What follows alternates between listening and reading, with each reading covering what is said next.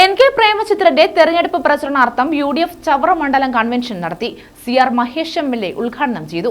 ശക്തമായ നിലപാടുള്ള നേതാവാണ് UDF സ്ഥാനാർത്ഥി NK പ്രേമചന്ദ്രൻ എന്ന് CR മഹേഷ് MLA പറഞ്ഞു.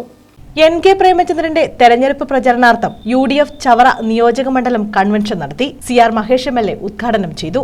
ഐക്യജനാധിപത്യ മുന്നണി സ്ഥാനാർത്ഥി NK പ്രേമചന്ദ്രൻ മതേതരത്വത്തിന്റെ മുഖമാണെന്ന് അദ്ദേഹം പറഞ്ഞു. അമിത്ഷായുടെ മുഖത്ത് നോക്കിക്കൊണ്ട് അതിശക്തമായ ഭാഷയിൽ ഇന്ത്യൻ പാർലമെന്റിനകത്ത് വർത്തമാനം പറഞ്ഞിട്ടുള്ള ജനപ്രതിനിധി ശ്രീ NK പ്രേമചന്ദ്രൻ. അദ്ദേഹത്തിന്റെ പെരുമാറ്റം ഓരോ ജനപ്രതിനിധികളും കണ്ടുപഠിക്കേണ്ടതാണ്.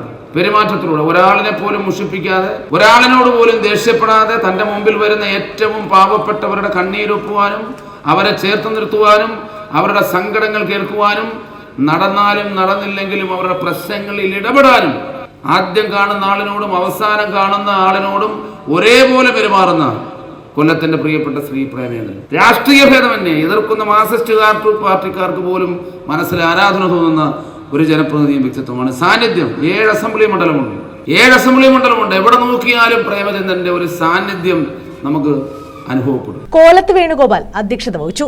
RSP സംസ്ഥാന സെക്രട്ടറി ഷിബു ബേബി ജോൺ, മുൻ സംസ്ഥാന സെക്രട്ടറി AA അസീസ്, കോൺഗ്രസ് നേതാക്കളായ KC Rajan, Rajendra Prasad, VS Sivakumar, Suresh Babu, KS Venugopal, Naushad Yunus, P Jermias, Sooraj Ravi, Prakash Mynagappally, CS Mohankumar, Sulfikar Salam, Jamal Kuttivattam, CP Sudheesh Kumar, Mamoolayil Sethukuttan, Meyyezhuthu Gireesh, Santhosh Thuppassery, AM Sali, Kinaruvila Salahuddin, Ram Mohan, Attoor Shajahan, Prabhanil, Chavara Harish, Justin John, Ponmana Nishanth തുടങ്ങിയവർ പങ്കെടുത്തു.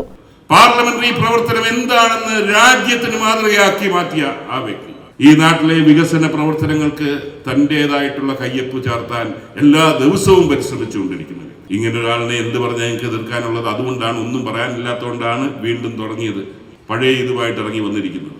അതൊന്നും ഈ നാട്ടിൽ വില പോകില്ല. ഇൻ ഹരിഹർ നഗറിലെ മഹാദേവൻ എന്ന കഥാപാത്രവും അതൊക്കെ മുകേഷിന് ഇണങ്ങുന്ന കഥാപാത്രങ്ങളാണ്. പക്ഷെ അതേസമയത്ത് അതേ മുകേഷ് വന്ന് ബ്രഹ്മയുഗത്തിലെ മമ്മൂട്ടിയുടെ കഥാപാത്രം ചെയ്യാൻ നോക്കിയാൽ എങ്ങനെ ഇരിക്കും എന്നുള്ളത് ആലോചിച്ചു.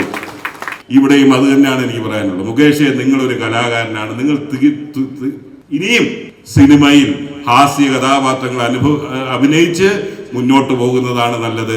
രാഷ്ട്രീയം നിങ്ങൾക്ക് പറ്റിയതല്ല എന്ന് മാത്രം ഈ സന്ദർഭത്തിൽ ഓർമ്മപ്പെടുത്തിക്കൊണ്ട് ന്യൂസ് ബ്യൂറോ ചവറ.